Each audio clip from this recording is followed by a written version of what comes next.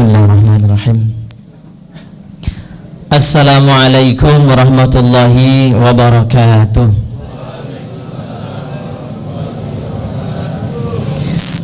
Alhamdulillahi rabbil alamin. Ahmaduhu wa nasta'inuhu wa nastaghfiruh wa na'udzu billahi min syururi anfusina wa sayyiati a'malina. May yahdihillahu fala mudilla lahu wa may yudlilhu fala hadiya lahu. Asyhadu an la ilaha illallah wahdahu la syarika lah wa asyhadu anna Muhammadan abduhu wa rasuluhu la nabiyya wa rasula ba'dah. Allahumma shalli wa sallim wa barik ala nabiyyina Muhammadin wa ala alihi wa sahbihi wa man tabi'ahum bi ihsanin ila yaumiddin. Haula wa la quwata illa billahil aliyyil azim. Alhamdulillah, segala puji bagi Allah Azza wa Jalla. Allah karuniakan kita teman-teman semua hadir di majelis ini, majelis yang mulia. Rasul sallallahu alaihi wasallam bersabda, "May yuridillahu bi khairan yufaqihu fid din." Kalau Allah itu berkehendak kebaikan kepada seorang hamba, maka yufaqihu fid din, padanya itu dipahamkan kepada agama, disenangkan dalam urusan agama, senang dengan sesuatu yang kaitannya sama agama, tidak suka dengan segala sesuatu yang enggak ada hubungannya sama agama. Pokoknya segala sesuatu dia senang kalau menambah kedekatan dia kepada Allah. Ini tandanya orang itu berarti mendapatkan kebaikan terhadap agama, cepat paham, cepat berubah. Dapat nasihat begini cepat berubah. Ini berarti tandanya orang itu dikehendaki kebaikan oleh Allah Subhanahu wa taala. Makanya para alim ulama itu menyampaikan, salah satunya dalam pendapat-pendapat Ibnu Hajar Al-Asqalani rahimahullahu taala, orang yang datang ke majelis taklim tidak lain tidak bukan tujuan utamanya adalah mencari ridha Allah, perhatian Allah, supaya Allah itu melirik dia, supaya Allah ngelihat dia. Yang kedua, tujuannya taklim adalah membuang kebodohan, ya, kejahilian yang ada pada diri kita. Jadi kita datang ke sini biar tahu kejahilan kita, biar tahu kebodohan kita buang. Ya, bukan datang ke sini tujuannya apa? Biar kita pintar debat keluar dari sini. Ini kekeliruan. Karena banyak orang-orang yang rajin taklim biar pintar debat. Kalau ngomong menang, kenapa? Banyak referensinya. Kenapa? Rajin taklim kemana-mana. Ini keliru. Rajin taklim justru malah menjadi orang yang keras hatinya. Rajin taklim justru semakin lembut. Saya sering sampaikan agama Islam itu rahmat. Maka kita semakin paham agama Islam ini, semakin menjadi orang yang rahmat gitu ya. Jadi berkah kemana-mana, dia berkah. Ya, di mana-mana insya Allah dia berkah kehadirannya, ditunggu-tunggu kehadirannya, menyenangkan siapapun. Inilah orang-orang yang makin paham dengan urusan agamanya. Tapi kalau anak ngaji-ngaji anyaran, mohon maaf ya, anak ngaji anyaran tuh biasanya kaku, seneng debat, nyekengkeng. Kalau bicara sidik-sidik nganggo dalil. Nah itu ciri-ciri anak ngaji anyaran. Kalau orang gak anyaran gak gitu, dia tawadu, dia ngomong itu. Kalau mengeluarkan dalil tuh mikir-mikir. Ya, sebagaimana dulu ulama-ulama salaf, mereka itu punya kebiasaan mencintai ulama lain, tetapi lewat salam, ya, lewat pesan-pesan murid-muridnya, karena muridnya kan belajar di sini, belajar di sana juga. Nah, sampaikan salam. Tapi mereka kalau disanding, dipertemukan dalam sebuah majelis, nggak mau. Ini ulama dulu, saking hati-hatinya. Kenapa nggak mau? Ditanya nih, ada salah satu ulama, saya lupa namanya, Tufail kalau nggak salah. Beliau mengatakan, saya nggak mau ketemu dia, Sufyan Ats-Tsauri. Kenapa? Kalau saya ketemu dia, saya tuh takut nanti saya kalau ngomong keluar dalilnya, keluar apa ya, hujah-hujah saya, supaya saya kelihatan setara dengan dia. Nah, dia ketakutan sekali nih. Jadi kalau ngomong, saya takut sekali nanti saya akan berbicara supaya kelihatan berwawasan, supaya kelihatan pintar di depan dia. Nah, saya takut ini. Mendingan saya nggak usah ketemu saja. Nah, gitu. Nah, karena kita mencoba untuk mencontoh salafus saleh, nah, saya jadi nggak enak nih mau ngomong banyak-banyak, ntar dikira pinter saya. Nah, lebih baik kita akhiri saja pengajian kita. Bukan gitu ya, ini salah menangkap kalau begitu ya. Baik, teman-teman semua disayang Allah, dirahmati Allah.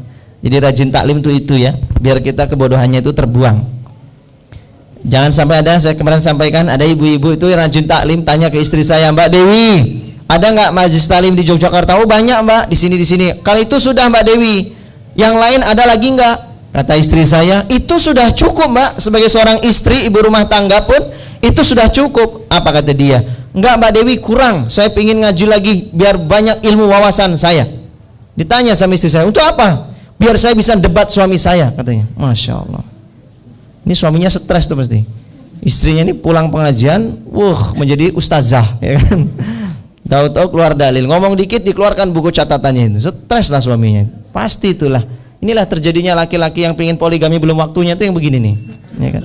Belum waktunya poligami, dia pingin poligami. Kenapa? Tersiksa dengan keadaan istrinya. Nauzubillah. Jangan sampai terjadi pada diri kita.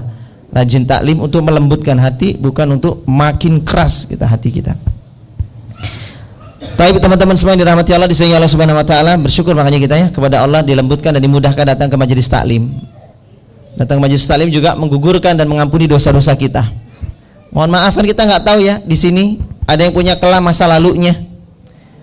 Mohon maaf kita kan saya nggak menduga ya, atau saya tidak suzon, tidak. Orang itu kan punya masa silam yang macam-macam. Mungkin pernah berzina, mungkin dulunya pernah mencuri, dan macam-macam lah dosa-dosa yang lain. Ada dosa-dosa yang dia sudah minta sama Allah, ya Allah, ya Allah, ya Allah, hadirkan jodohku, jodohku, jodohku, jodohnya nggak datang-datang. Bisa jadi ada dosa yang menghalangi itu, sehingga doanya tidak terkabulkan. Ada dosa yang menghalangi. Pertanyaannya, Ustadz, taubat bagaimana lagi Ustadz? Biar taubat dosa saya tadi terhapuskan. Salah satunya mereka faulaika yubadilu sayyiatim hasanah. Dia ganti semua keburukan dengan kebaikan. Nah, rajinlah datang ke majelis taklim. Karena orang yang rajin duduk di majelis taklim, dia ikuti kajian itu dari awal sampai akhir, ditutup dengan subhanakallahumma wa bihamdika asyhadu an la ilaha illa anta astaghfiruka wa atubu ilaik, maka dia pulang dosanya bersih, gugur. Ada dosa yang tadi belum diampuni, gara-gara di sini dia datang majelis taklim, malaikat rahmat di atas kita ini mendoakan, mengepakkan sayapnya, dia doa terus supaya kita diampuni yang ada di sini, yang duduk di sini. Bukan hanya diampuni, diberkahi dan dirahmati, itu kata malaikat. Dan kita semua tahu yang namanya malaikat itu adalah hamba Allah, makhluk Allah, tidak pernah berbuat maksiat, tidak pernah berbuat dosa, dan tidak pernah membantah. Ini malaikat. Jadi kalau malaikat mendoakan kita, insya Allah ijabah, kabul. Maka datang ke majelis taklim, salah satu manfaatnya menghapuskan dosa-dosa yang belum terampuni. Paham sampai sini? Baik, alhamdulillah. Makanya teman-teman tetap semangat ya untuk rajin taklim, kajian. Jangan sampai rajin taklim gini, ketemu jodohnya di sini. Nah, setelah ketemu jodoh nggak taklim lagi. Padahal rumahnya juga nggak jauh-jauh dari sini. Dulu waktu ketika jomblo jauh mau datang, sudah nikah nggak mau lagi datang. Kenapa? Sudah dapat jodohnya soalnya. Nah, jangan sampai begitu. Tetap datang karena ada berkahnya di sana. Pulang banyak berkahnya. Rumah tangganya insya Allah berkah. Ya, dulu saya sering cerita di sini di kajian ini, ada dua orang yang bertemu dalam persis kayak ginilah kira-kira teras dakwah begini. Ikhwan akhwat ketemu, sama-sama taklim, sama-sama aktivis di sini. Nikah, setelah nikah fokusnya hilang, mengarah kemana? Pekerjaan, mulai cari kerjaan. Mereka sibuk bagaimana kebutuhan ekonomi. Karena apa, masih kuliah, gimana caranya kerja supaya dapat apa itu, kerja dapat uang bisa bayar kontrakan, bayar kuliah, macam-macam ini. Akhirnya apa? Taklimnya enggak lagi, dakwahnya enggak lagi, teras dakwahnya ditinggalkan. Tapi namanya bukan teras dakwah ya. Ini saya cuma kasih contoh. Akhirnya apa yang terjadi? Ya rumah tangganya kacau, berkali-kali mau cerai, talak itu udah nggak tahu saya jatuhnya udah berapa kali, hutangnya bertumpuk-tumpuk ratusan juta. Kenapa? Hilang keberkahannya. Maka rajinlah datang ke majelis taklim. Cuman kalau datang ke majelis taklim, tolong jangan terlalu mesra. Itu bikin jomblo-jomblo tersiksa, tahu nggak? Ya baper tuh yang lain. Ah ya Allah, ya Allah. Taubat saya. Jadi yang jomblo-jomblo itu kan kasihan ya. Mereka terus kita hargai dan kita hormati. Mereka juga makhluk Allah ya, jomblo ini. Jomblo itu makhluk Allah, harus kita hargai. Dan mereka itu bertebaran di muka bumi, melata di mana-mana. Jadi kita harus hargai ya. Spesies khusus jomblo itu. Teman-teman semua dirahmati Allah, disayangi Allah Ta'ala. Tema kita malam hari ini yaitu akan membahas mengenai 25 kesalahan mendidik anak ya, khususnya terjadinya sekarang maraknya ya kid zaman now lah ya, istilahnya sekarang kid zaman now, kid zaman now. Ini benar-benar memprihatinkan ya, sekarang betul-betul memprihatinkan anak-anak zaman sekarang. Ya macam-macam lah kelakuan mereka. Sampai-sampai ya saya pernah ada seorang bapak-bapak lari ke tempat saya berlindung ya. Dia minta perlindungan Ustadz sama istrinya, suami istri nih. Ustadz tolong kami, Ustadz tolong kami. Suami istri, bapak ibu naik motor ngebut datang ke tempat saya. Ustaz, tolong kami. Ada apa ibu? Lari-lari begini, naik motornya terengah-engah dia. Ada apa? Kata dia, Ustaz, tolong Ustaz, saya mau dibunuh sama anak saya. Bayangkan, anaknya 3, anak pertama SMA, anak keduanya SMP, yang ketiga SD. Nah, yang mengejar dia ini yang SMA sama SMP. Bawa golok mau bunuh bapak ibunya. Saya tanya, Bapak kenapa mau dibunuh? Alasannya karena anak saya minta motor, Ustaz. Saya nggak punya uang. Insya Allah, minta motor. Nauzubillahimin. Ini pasti ada kesalahan dalam mendidik anaknya. Ya, kids zaman now ini. Begitu itulah. Kira-kira ya. Belum lagi mereka yang sekarang ya, kita tahu lah ya, pergaulan bebas mereka, sulitnya mencari gadis perawan itu sangat sulit tuh gara-gara korban nih pergaulan. Pergaulannya nggak jelas, kongko-kongko sama teman-temannya itu kayak ada kebanggaan gitu. Punya geng itu kebanggaan, ya, punya kelompok itu bangga. Ini anak zaman sekarang. Kalau sendiri itu nggak bangga. Cuman saya tidak menyalahkan zaman ya, karena setiap zaman itu ada baik ada buruknya. Pokoknya bekalnya itu adalah ketakwaan, keimanan. Nah, itu dia pasti akan selamat. Zaman kayak apapun, kalau modalnya keimanan, ketakwaan, pasti beres. Contoh, jangan suzon dulu sama kid zaman now ya. Kid zaman now yang sukses dengan era teknologi kayak gini nih pun banyak yang sukses. Saya kemarin ngelihat beberapa waktu lalu ada anak kecil SD, baru SD kalau nggak salah kelas 4 atau kelas 3 apa kelas 5 gitu, kelas 4 kelas 5 lah sekitar itu. Si anak ini ternyata punya bisnis lewat Instagram. Bisnisnya itu slam ya, slammer atau apa itu ya, yang pokoknya slime itu yang apa itu kayak lem kayu dibuat mainan macam-macam, dibentuk macam-macam tapi nggak lengket di tangan gitu. Dan dia pendapatannya itu sebulan tuh bisa 5 sampai 10 juta. Ini anak SD loh, anak SD, perempuan lagi. Artinya apa? Orang tuanya cerdas didik dia. Saya baca bagaimana orang tuanya mendidik anaknya ini, dekat dengan teknologi tapi sukses di anak ini. Dan dia tidak neko-neko si anak ini, bagus. Artinya tidak kita jangan sampai kita menyalahkan zaman sekarang. Teknologi nggak selalu buruk, nggak juga. Zaman dulu, zaman kita ya, bahkan jangan kita lah. Sebelum kita, orang tua kita dulu, apa nggak ada apa yang sekarang, apa semuanya baik? Ya nggak juga tuh. Dulu ada teknologi jarang, tapi yang sukses banyak, yang nggak sukses juga banyak. Pertanyaan saya coba, yang duduk di anggota dewan itu kira-kira kid zaman now atau kid zaman old? Yang duduk di anggota dewan ini kan didikan kid zaman dulu kan, zaman tua. Nyatanya mereka cerdas, pintar dalam korupsi, ya kan? Pintar, piawai, mereka kreatif, korupsinya kreatif.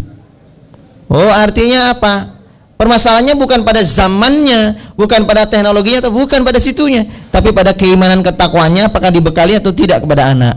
Dan bagaimana anak ini mencintai keimanan ketakwaan ini, mudah dan senang sekali, yufaqihu fiddin tadi loh, senang dalam urusan agama, senang dan paham dengan urusan agama. Nah, itu yang kita bahas nanti, supaya anak-anak ini senang dalam urusan agama ini, senang. Jangan sampai anak-anak kita nggak senang dengan urusan agama. Ini pembahasan kita nanti ya, yang dominannya di sana. Maaf, saya kalau boleh nanya nih, kira-kira apa sih ciri-cirinya kid zaman now nih? Ada yang tahu? Teman-teman, saya nggak ngerti ciri-cirinya apa ya, selain mungkin penampilan secara luar. Tapi kalau secara fisik, lihat dari betisnya itu udah kelihatan. Iya benar. Kalau betisnya kid zaman now itu mulus-mulus, anak sekarang itu mulus-mulus. Kalau anak-anak zaman dulu, kid zaman old itu, yang dulu-dulu itu ciri-cirinya apa? Betisnya ada tato knalpot. Nah, itu mesti tanah. Nah, teman-teman tuh kalau ada knalpot tuh di kakinya, di betisnya itu berarti anak zaman dulu itu. Kenapa? Ya karena anak sekarang, motor sekarang kan ada safety-nya ya. Bagian knalpotnya itu ada pelindungnya. Sehingga kalau jatuh nimpa pun kaki itu aman ya dari knalpot ya, bahaya ya. Kalau zaman dulu kan nggak ada. Sehingga sering naik motor, belajar naik motor sering banget kena knalpot. Termasuk saya korban knalpot ya. Dan ternyata sama nih. Teman-teman saya itu rata-rata punya tato knalpot itu ya, bekas knalpot. Nah, inilah ciri-ciri anak-anak zaman dulu ya. Kalau anak sekarang mulus-mulus tuh, aman mereka, bersih. Baik, udah azan? Belum ya? Baik, saya ingin sampaikan dulu bab sekarang masalah ininya dulu. Saya nanti akan bahas masalah bagaimana menyikapinya, bagaimana solusinya dan sebagainya. Nah, sekarang ini saya sampaikan dulu tentang bagaimana Al-Quran menyebut tentang anak dulu ya. Al-Quran menyebut tentang anak. Yang pertama, kedudukan anak dalam Al-Quran disebut sebagai anak sebagai perhiasan. Itu yang pertama ya, anak sebagai perhiasan. Allah menyebut dalam surat Ali Imran, surat ketiga ayat 14, surat ketiga ayat 14, dan surat Al-Kahfi ayat 46. A'udzu billahi minasyaitonir rajim. Bismillahirrahmanirrahim. Zuyyina lin-nasi hubbus syahawati minan nisa'i wal banina wal qanatiril muqantarati minadh dhahabi wal fiddati wal khaylil musawwamati wal an'ami wal harth. Dzalika mata'ul hayatid dunya wallahu 'indahu husnul ma'ab. Dijadikan terasa indah, zuyin itu perhiasan, indah. Seperti perhiasan, indah. Dalam pandangan manusia cinta kepada apa yang diinginkan, berupa perempuan-perempuan, anak-anak, harta benda yang bertumpuk bentuknya emas dan perak, kuda pilihan, hewan ternak, sawah ladang, itulah kesenangan hidup di dunia dan di sisi Allah tempat kembali yang baik. Maaf ya kalau disejajarkan di sini perempuan-perempuan, anak-anak, harta benda, hewan ternak dikelompokkan dalam satu penyebutan sini. Ibu-ibu jangan berkecil hati mbak-mbak ya. Bukan berarti Allah tuh tidak menyamakan dengan hewan ternak tadi, bukan. Tapi maksudnya ayat ini adalah semuanya itu, hewan ternak itu maksudnya kendaraan-kendaraan lah ya, kendaraan kita, sawah ladang itu apa, properti, rumah, aset-aset bisnis. Ini oleh Allah dijadikan semua itulah kesenangan dunia, itu semua kesenangan dunia. Tapi ditutup ayat ini oleh Allah apa? Itulah kesenangan hidup di dunia, di sisi Allah lah tempat kembali yang baik. Ayat ini secara khususon tujuannya tuh ke laki-laki, kita nih, laki-laki. Kenapa? Dibentangkan pada diri kita, di depan kita itu banyak perhiasan. Kita bisa selamat atau enggak tuh? Hati-hati dengan perhiasan-perhiasan itu tadi. Maka kata Allah tempat kembali yang baik. Artinya jangan sampai kehadiran atau adanya perhiasan tadi membuat kita pulang dalam kondisi tidak baik. Seperti dalam surat Al-Kahfi ayat 46 ya, surat ke-18 nih saya buka. Itu tadi azan sayup-sayup, azan di HP, waktu Indonesia HP atau waktu Indonesia beneran? HP ya. Kok nggak dicocokkan itu ya? Disesuaikan jamnya ya, supaya tidak mengacaukan. Ntar bunyinya lebih dulu pas lagi puasa, tujuannya kan supaya jadi patokan bisa berbuka lebih cepat. Taib, Allah menyebut dalam surat Al-Kahfi ayat 46 tadi, a'udzubillahi minasyaitonirrajim. Al-malu wal banuna zinatul hayatid dunya wal baqiyatus salihatu khairun 'inda rabbika thawaban wa khairun amala. Harta dan anak-anak adalah perhiasan kehidupan dunia. Ya, perhiasan kata Allah. Selalu aja kalau Allah ngomong masalah anak-anak, dunia, perhiasan, selalu Allah tutup dengan kata-kata dan amal kebaikan yang terus menerus lebih baik pahalanya di sisi Allah serta lebih baik menjadi harapan. Selalu ujungnya adalah mengingatkan kita pada akhirat. Artinya apa? Kehadiran perhiasan tadi termasuk anak-anak harus nambah pahala. Jangan sampai adanya anak tidak nambah pahala buat kita. Ini konyol. Nah ini baru sahih nih, beneran ya, azan beneran ya. Baik, saya sering sampaikan anak itu kan punya amalan rutin setiap hari. Contohnya apa? Berwudu, sholat, dan sebagainya. Jangan sampai amalan rutin ini diambil pahalanya oleh guru-guru. Dia sekolah, diajari di sekolah sama gurunya, pahalanya ngalir ke guru. Setiap kali dia wudu, pahalanya ngalir ke gurunya, guru yang ngajarkan. Ingat, anak itu adalah aset pahala jariah buat orang tuanya. Allah titipkan supaya nambah kita pahala. Maka siapa yang berhak dan wajib utama didik? Ya kita, orang tuanya. Supaya apa? Setiap kali anak itu wudu ngalirnya ke kita, setiap kali dia sholat ngalirnya ke kita, amal soleh apapun, doa-doa sehari-hari kita yang ngajari, dapat pahalanya, ngalirnya ke siapa? Ke kita juga. Maka ini pentingnya kita didik anak kita dengan kemampuan kita ya, jangan dipasrah-pasrahkan ke orang ya. Kecuali dalam perkara tertentu kita bisa, yang kita nggak mampu di sana, tapi sebisa mungkin kita ambil peluang-peluang yang rutin, yang rutinitas itu kita yang rebut ya, amalan-amalan tersebut. Terima kasih karena sudah Isya, nanti kita akan sambung lagi ba'da Isya. Mudah-mudahan Allah berkahi kita teman-teman semua dan dirahmati Allah. Dan saya bersyukur sekali teman-teman mau belajar di sini karena ilmu tentang mendidik anak itu bukan ilmunya yang sudah menikah. Justru saya dulu belajar tentang ilmu tentang anak ini sebelum saya nikah. Tahu ya, sebelum saya nikah saya belajar tentang ini. Bahkan ketika SD saya sudah bercita-cita punya anak banyak, itu sejak SD. Anak-anak, tapi doanya saya selalu doa pengen punya anak banyak. Karena saya anak SD yang visioner gitu ya. Jauh ke depan saya memandang, saya sudah bercita-cita punya anak yang banyak. Dan saya pelajari ilmu tentang anak sebelum saya menikah. Apa tujuannya ketika punya anak? Saya sudah siap dengan itu, bukan setelah nikah. Baik, demikian kita sambung lagi nanti. Bila hidayah wa taufik. Assalamualaikum warahmatullahi wabarakatuh. Assalamualaikum warahmatullahi wabarakatuh. Alhamdulillahirabbil alamin hamdan katsiran thayyiban barakan fi. Asyhadu an la ilaha illallah wa asyhadu anna Muhammadar Rasulullah. Allahumma shalli ala Muhammad wa ala ali Muhammad. La haula wala quwwata illa billah. Ini saya kepada panitia saya minta maaf ya. Ini tidak saya makan bukannya saya enggak suka ya. Oleh ngenai oke banget ini loh. Masya Allah ngasihnya banyak sekali nih. Padahal saya ini tukang gitu. Ngasihnya ini Masya Allah kayak bar macul ini. Jos tenan. Ngerti sing ceramah kuru yang ngenai oke banget ini. Ditambah lagi nasi kucing juga ya, Masya Allah. Padahal kayak karo kucing gitu. Masya Allah. Baik, makasih ya panitia atas pemberiannya. Dibungkus saja itu lebih baik buat saya ya. Tetap saya terima tapi dibungkus saja. Kita akan membahas lanjut tadi tentang saya persingkat ya, kajian ini sebenarnya panjang ini, 2-3 kali pertemuan baru selesai, tapi saya coba untuk secepat-cepatnya ya. Yang kedua, tadi anak sebagai perhiasan kita bahas ya. Namanya perhiasan itu berarti lebih gagah ya, bikin kita lebih gagah. Lebih ya, namanya perhiasan kan lebih cantik. Datang kondangan, saya mohon maaf ya, saya ngomong begini tidak saya meremehkan atau apa tidak, tapi ini fakta di lapangan. Orang belum punya anak datang kondangan malu, reunian dia malu karena belum punya anak, belum punya keturunan. Makanya saya sering sekali berwasiat, berwanti-wanti kepada teman-teman semua, tidak punya anak itu bukan berarti dia azab yo, belum tentu juga. Belum punya anak itu bisa jadi karena Allah tidak menaikkan derajat dia, atau mungkin Allah lebih tahu waktu yang tepat buat dia. Cuman ada sebagian orang yang ini bukan tidak punya anak bukan karena itu tadi Allah tidak menaikkan derajatnya, tapi tidak punya anak adalah bagian dari penggugur dosa yang dia lakukan sebelum menikah. Makanya sering saya sampaikan, berhati-hatilah buat teman-teman yang pacaran-pacaran. Kenapa? Bagaimana kalau setelah pacaran kemudian menikah, datang azab tuh turun satu persatu. Bentuknya apa? Satu, nggak punya anak. Dua, punya istri ternyata ketahuan setelah menikah istrinya cerigis misalnya gitu. Ini kan terus azab.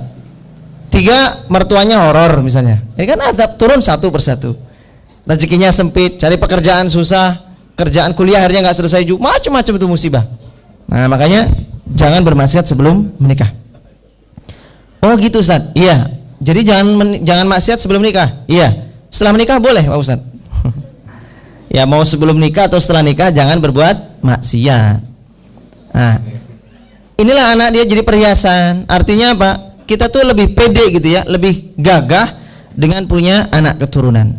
Adapun teman-teman yang belum punya keturunan, sudah saya sampaikan beberapa metodenya ya, caranya.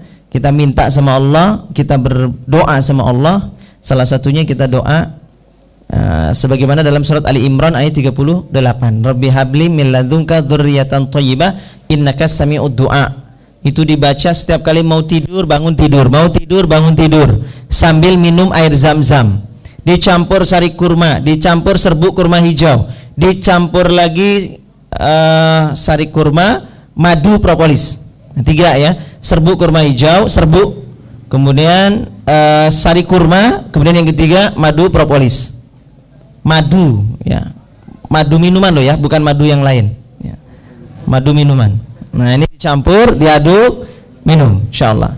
Belum punya keturunan juga, hadirkan madu beneran, insyaallah itu nanti punya keturunan ya. Sebagaimana Nabi Ibrahim alaihissalam lama nggak punya anak dengan Siti Sarah, akhirnya apa? Menghadirkan madu istihajar ini, baru dia punya anak keturunan. Bolehlah, itu metode terakhir ya, cara terakhir punya keturunan. Apa? Menghadirkan madu yang bisa bicara. Itu. Ini cara terakhir. Jangan senyum-senyum, ini syariat Allah ya, ini syariat dan ini bisa jadi solusi. Kata si Ahwat apa? Mending saya nggak punya anak Ustaz daripada adanya madu yang bisa bicara. Itu pilihan hidup ya. masing-masing. Nah itu dibaca tadi, mudah-mudahan segera punya keturunan. Plus ditambah lagi ya, beli baju-baju bayi, popok bayi, bedak-bedak bayi, buat ruangan kita itu seperti ada suasana sudah ada bayi. Ada bantal bayi di tengah-tengahnya, di kasur ada guling bayinya, sehingga setiap kali kita melihat itu kita doa sama Allah, minta sama Allah. Jadi semakin kita melihat suasana bayi, memungkinkan kita untuk sering berdoa. Nah dikabulkannya karena doanya ya. Jadi tujuannya menghadirkan itu supaya cepat itu. Sama kayak jodoh lah, persis. Baju itu kalau mbak-mbak yang rak paling atas tuh dikosongin lah, ditulisi buat calon suamiku, gitu tulis tuh, rak atas dikosongin. Setiap kali buka lemari, amin ya Allah, langsung doa dia, Rabbana hablana min azwajina wa dzurriyyatina qurrata a'yun, terus minta gitu. Alam-alaman nanti dikabulkan insyaallah, mudah-mudahan. Ini sudah terbukti, saya beberapa kali saya sampaikan kepada jamaah, kita harus buat momen-momen membuat kita itu sering ingat untuk berdoa. Nah, jadi doanya itulah yang menyebabkan jadi dikabulkan insyaallah oleh Allah. Nah tadi sudahlah, saya nggak bahas masalah anak, tapi resep itulah yang saya pakai dulu ketika nikah dengan istri saya, Mbak Dewi. Agak lama nggak punya anak, diuji oleh Allah. Agak lama nggak punya anak, giliran punya anak meninggal dunia. Kemudian setelah itu keguguran lagi, setelah itu harus puasa dulu sampai sekian lama. Akhirnya lama nggak punya anak, tapi setelah itu masya Allah menyehatkan diri, saya sama dia menyiapkan diri, kemudian minum ramuan tadi itu terus supaya sehat anak itu, dan dia juga sehat. Setelah itu masya Allah susah sekali dibendung, tuh susah, di stop itu susah. Istri saya itu bawaannya hamil aja terus. Masya Allah. Iya, dikit-dikit hamil, kok bisa ya gitu. Saya juga nggak ngerti gitu. Ini adalah karunia Allah ya, rezeki Allah Subhanahu wa taala.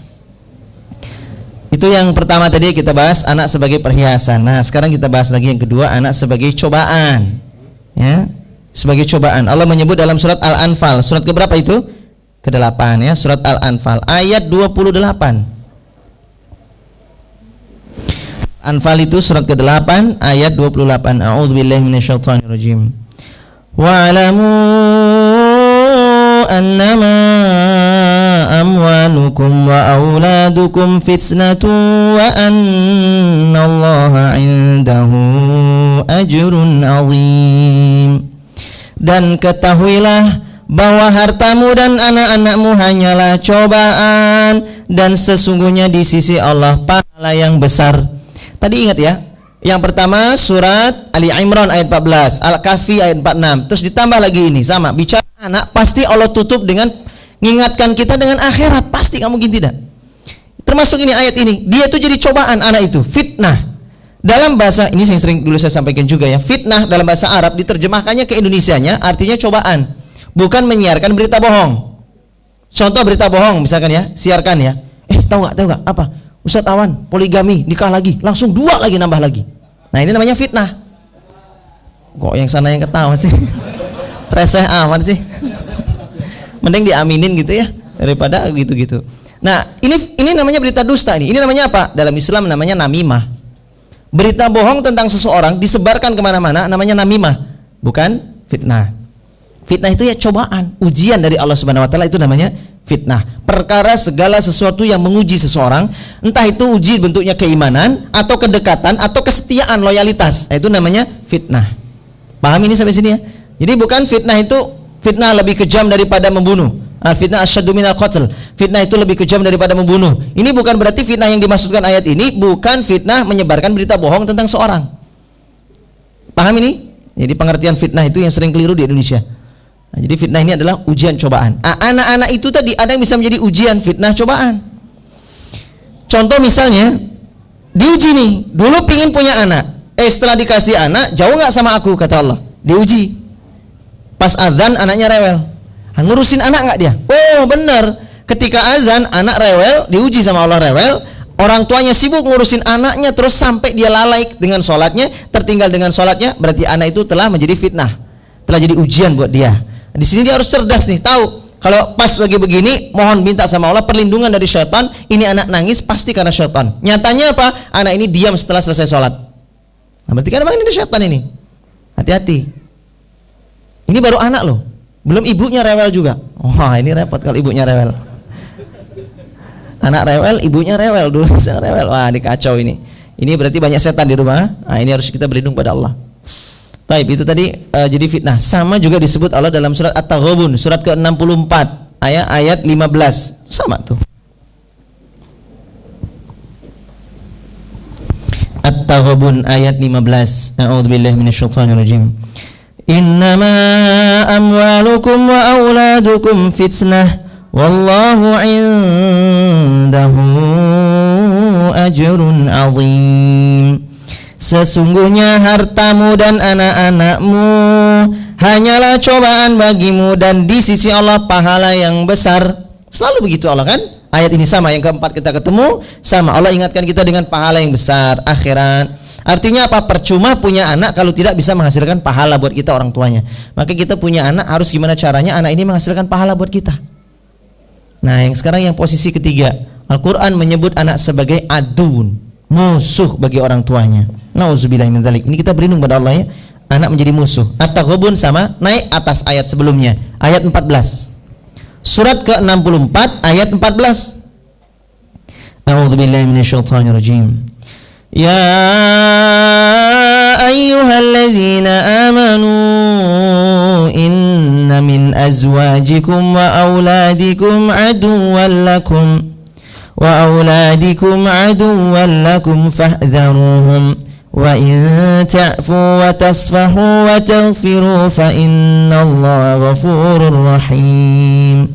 Wahai orang-orang yang beriman, sesungguhnya di antara istri-istrimu, di antara apa? Istri-istrimu. Ini jelas ayatnya ya. Jangan salah tafsir. Karena bunyinya di sini azwajikum ya. Kum itu artinya apa? Kamu, tapi jamak kalian. Jadi paling tepat sebenarnya terjemahnya wahai orang-orang yang beriman. Berarti kan orang-orang beriman. Berarti Allah mengajak bicara banyak orang. Ya, jangan dijadikan dalil untuk poligami. Salah dia. Sesungguhnya di antara istri-istrimu dan anak-anakmu ada yang menjadi musuh bagimu, maka berhati-hatilah kamu fahdharuhum terhadap mereka. Dan jika kamu maafkan, ini solusinya nih, anak yang jadi musuh, belum di akhirat jadi musuh, di dunia jadi musuh, apa cara solusinya? Kata Allah yang pertama disebut di sini. Apa? Pertama, maka terhadap mereka berhati-hatilah, dan jika kamu maafkan, satu, maafkan mereka. Kesalahannya itu maafkan dulu. Dua, santuni mereka, ampuni mereka, maka sungguh Allah Maha Pengampun lagi Maha Penyayang. Maafkan, santuni, kemudian apa? Doakan ya tadi apa? Ampuni, ampunkan, mohon ampunan kepada mereka. Sudah dimaafkan, disantuni, kita mohonkan ampunan untuk mereka. Ini solusinya untuk anak-anak yang nakal. Artinya apa? Jangan dimusuhi. Anak-anak itu dimaafkan dulu. Kenapa? Hidayah belum sampai. Tenang dulu, sabar dulu. Hidayah belum sampai kepada dia. Kemudian apa? Santuni, tetap berbuat baik, memberi, santuni. Ayat ini hampir mirip sekali dengan surat Ali Imran ayat 159, ya. Ali Imran ayat 159. A'udzubillahi minasyaitonirrajim. Fabima rahmati minallahi lintalahum walau kunta fadhan ghalidhal qalb lam faddu min haulik fa'fu anhum wastaghfir lahum wasyawirhum. Kata Allah kan begitu. Disebabkan rahmat Allah, engkau Muhammad bersikap lemah lembut. Kalau sikapmu itu kasar keras, maka niscaya mereka akan menjauh dari sekelilingmu. Lan faddu min haulik. Maka apa? Fa'fu anhum wastaghfir lahum. Maafkan dulu, mohonkan ampunan untuk mereka, ajak ngomong, rembukan. Maka terhadap orang yang memerangi kita, orang yang menjadi musuh buat kita di dunia ini, pertama kita harus maafkan dulu dia. Karena dia tuh nggak tahu di jalan yang salah dia, kita maafkan dulu pertama. Kemudian apa? Ya, kita mohonkan ampunan kepada Allah, santuni, tetap berbuat baik. Makanya dakwah Islam berkembang. Kenapa? Karena sifat lembah lembutnya Rasulullah, bukan tambah kasar. Dulu ingat sebulan yang lalu saya sampaikan, preman itu orang yang hatinya keras. Preman itu hatinya keras. Pasti nggak mungkin tidak. Preman itu orang yang hatinya keras. Mungkin sekeras batu lah, ya. Sifat hatinya itu keras. Tapi lihat terhadap kebaikan. Kira-kira kalau kebaikan karena dia keras nih, disampaikannya juga dengan keras, masuk nggak kira-kira? Ini ada preman gak sholat, lalu datang ustadz ngomongnya juga lantang juga. Woi man, preman kan? Woi man, ente sholat, ente kalau gak sholat, ente sama dengan monyet, misalnya gitu. Ngomongnya keras gitu. Karena dia wataknya keras, hatinya keras, ngomongnya keras juga. Masuk gak tuh dakwah sholat? Gak akan masuk. Karena kebaikan itu punya sifat, dimasukkannya dengan kebaikan. Sifat itu, kebaikan itu, kata Ustaz Syatari itu, kebaikan itu tidak mungkin menghapus kebaikan yang lain. Karena kebaikan itu masuknya dengan kebaikan, maka nggak bisa dia menghapus dengan yang lain, dan tidak bisa dicampurkan dengan yang lain. Kebaikan nggak mungkin dicampur dengan kekerasan, itu nggak mungkin. Maka hatinya yang keras masukkan dengan kebaikan, karena sifat hatinya itu punya sifat dasar sebenarnya menerima kebaikan hanya dengan cara yang lembut. Ini uniknya kebaikan. Kebaikan itu hanya bisa diberikan lewat kebaikan. Kelembutan juga. Maka dia akan masuk. Kepada anak-anak yang jadi musuh di dunia pun sama, lakukan dengan cara kelembutan. Nah ini anak yang menjadi musuh sama dengan Az-Zukhruf ayat 67. Surat ke-43 ayat 67. A'udzubillahi minasyaitonirrajim. Al-akhillau yauma idzin ba'duhum li ba'din adu ilal muttaqin. Mereka di dunianya sekasur, sekamar, sebantal, seselimut, satu atap rumah, tapi yauma idzin ba'duhum li ba'din adu. Hari ini jadi musuh antara satu dengan yang lain. Suami jadi musuh dengan istrinya, anak dengan orang tuanya, mertua dengan menantu, tetangga kanan kiri, kakak dengan adik, semuanya jadi musuh. Kata Allah, illal muttaqin, kecuali orang-orang yang bertakwa. Makanya di dunia ini kita diperintahkan apapun zamannya, zaman old ataupun zaman now sekarang ini, bekalnya cuma itu saja, takwa. Apa bekalnya? Takwa. Nah itu, kalau kita bekalnya takwa, insya Allah beres semua. Yang bekalnya takwa, maka insya Allah akan ketemu lagi nanti, kumpul lagi di akhirat. Suami takwa, istrinya enggak takwa, jadi musuh. Suami istri takwa, anaknya tidak bertakwa, tetap akan bermusuhan di akhirat. Suami istri takwa, anak takwa, orang tuanya tidak bertakwa, akan jadi musuh nanti di akhirat. Tapi kalau keluarga semua bertakwa, bapak ibunya bertakwa, anak istri bertakwa, suami bertakwa, semuanya bertakwa, mereka akan kumpul lagi sama-sama nanti di akhirat. Satu saja tidak bertakwa, ini akan menjadi penghalang nanti di akhirat. Satu ini pasti akan rewel nanti di akhirat. Dan kita berlindung kepada Allah terhadap keluarga yang rewel satu ini. Maka kalau ada satu keluarga yang tidak bertakwa, yang rewel tadi, kita harus masukkan dakwah kepada dia. Nggak berhasil, kita akan terbebas. Dia tidak akan jadi musuh. Kenapa? Laisa alaika hudahum, bukan kewajiban kamu beri hidayah. Kamu tugasnya menyampaikan saja. Walakinallahu yahdi may yasha, kewajibanku yang ngasih petunjuk. Kita ngasih saja tuh, kita dakwah saja, kita sampaikan, dia nggak berubah, sudah bebas. Ini syaratnya ya. Di keluarga kita nggak mungkin lah semuanya soleh, itu nggak mungkin. Saya yakin di antara kita ada yang tidak soleh keluarga kita. Nah yang tidak soleh ini bagaimana? Kita harus dakwahi pelan-pelan dengan cara yang lembut. Dia nggak berubah, sudah. Dia tidak akan jadi musuh. Dia hanya akan jadi musuh kepada orang soleh yang tidak ngajak dia pada kebaikan, atau keluarganya yang sama-sama tidak soleh. Nah itu akan tetap bermusuhan. Paham ini? Yang tidak soleh akan jadi musuh bagi yang tidak soleh, dan yang tidak soleh akan menjadi musuh bagi yang soleh. Tapi yang soleh yang nggak ngajak-ngajak, nah ini jadi musuh. Beda sama yang soleh tapi ngajak-ngajak, dia tidak berubah, menolak, ingkar, nah itu terlepas. Taib, ini yang ketiga, anak menjadi musuh. Dan yang terakhir tentu anak menjadi qurrata a'yun, menjadi penyejuk mata. Allah sebut dalam surat Al-Furqan ke-25, surat ke-25 ayat 74. Dalam doa itu diajarinnya, Rabbana hablana min azwajina wa dzurriyyatina qurrata a'yun waj'alna lil muttaqina imama. Surat Luqman juga begitu sama, ayat 11, 12, 13, 14, 15. Allah cerita tentang Luqman, bagaimana nasihat Luqman kepada anaknya. Luqman itu salah satu contoh, Luqman itu anak yang qurrata a'yun bagi ayahnya. Al-Quran juga mengisahkan tentang bagaimana Ismail jadi qurrata a'yun bagi ayahnya Ibrahim. Ismail, coba bayangkan, sejak bayi langsung diasingkan ke Mekah, balik lagi ke Palestina Ibrahim, Nabi Ibrahim alaihissalam, balik lagi ke Palestina bersama Siti Sarah. Berkembang besar, di sana juga sampai besar dengan Siti Hajar berdua, besar dia di Mekah. Ditinggal bapaknya, sudah gede baru ketemu. Ini anak laki yang digadang-gadang. Giliran ketemu, tahu-tahu sudah besar, diperintahkan Allah untuk menyembelih anaknya. Coba bayangkan, ya Mail, saya nggak tahu manggilnya dulu apa ya. Ya anggaplah gitu ya, anggaplah gitu. Ya Bunayya, wahai anakku Mail, sesungguhnya aku bermimpi Allah memerintahkan untuk menyembelihmu. Ya ayah, jika memang begitu, laksanakan saja perintah Allah. Tapi ragu dia, bener nggak ya? Ayahnya saking sayangnya ragu. Hari kedua ngimpi lagi, wahai Ismail, sungguhnya aku bermimpi lagi Allah memerintahkan aku menyembelihmu. Ayah, jika memang itu perintah Allah, laksanakanlah. Insya Allah aku termasuk orang-orang yang sabar, aku termasuk orang-orang yang minas salihin, orang-orang yang saleh. Tapi Ibrahim saking sayangnya, ragu-ragu lagi dia. Tak sembelih lagi apa ngimpi, saya benar ngimpi ini karena Allah atau bukan, apa dari syaitan. Yang ketiga baru dia mimpi lagi, mimpi tentang diperintahkannya menyembelih Ismail, putranya yang disayang itu, yang digadang-gadang lama nggak berjumpa. Karena dia qurrata a'yun, maka Nabi Ismail katakan, ya ayah, laksanakan perintah Allah dengan syarat satu, tajamkan golokmu supaya jangan sampai golok itu karena nggak tajam lalu kamu ngogrok-ngogrok saya jadi kasihan, nggak jadi harus gorok-ngogrok, nggak mati-mati, nggak jadi deh. Nah, kan tanggung gitu kan. Udah ke iris tanggung, nggak mati enggak, walaya mutu walayahya ya kan, nggak mati, nggak hidup juga. Maka tajamkan itu. Kemudian singkan lengan bajumu ayah supaya nggak kena darahku nanti. Karena kalau kena darahku nanti kamu jadi terngiang-ngiang tentang aku. Semuanya begitu. Lepaskan bajuku, jangan sampai teringat-ingat aku lagi. Masya Allah, pesannya Ismail anak yang saleh. Ngimpi ayahnya tentang suruh menyembelih, sami'na wa ata'na. Padahal lama nggak ketemu. Kalau anak yang tidak soleh, andaikan Ismail tidak soleh, apa yang dilakukan? Andaikan Ismail tidak soleh, ya ayah ini sudah nggak pernah nafkahin saya, sejak kecil pergi kayak Bang Toyib, kan gitu kan ya, nggak balik-balik, tahu-tahu datang nyembelih saya. Ingat ya, sebelum ayah nyembelih, ayah tak sembelih duluan, kan begitu. Ini kalau anaknya nggak soleh, ayah sebelum nyembelih saya nyembelih ayah duluan. Ismail enggak.